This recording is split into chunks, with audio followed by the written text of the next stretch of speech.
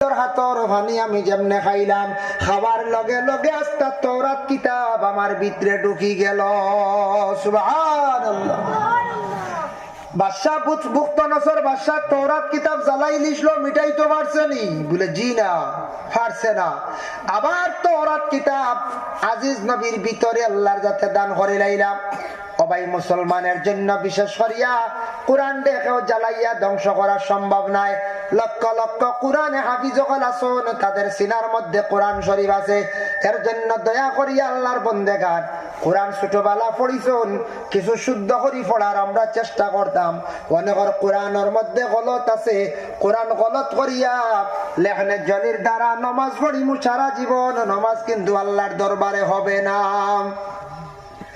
বড় কাফর জায়গা ছোট কাপ, হের জায়গা ছোট হে, এইভাবে বিভিন্ন রকমের গলত আছে আমাদের মধ্যে। বাবা, নমাজের মধ্যে কোরআন শরীফ তিলাওয়াত করা হইল ওয়াজিব। আল্লাহকে ওয়াস্তে কোরআন শরীফ শুদ্ধ করার চেষ্টা করো। বাচ্চা রমজান মাস মেসা বগল দিয়া কারিয়ানা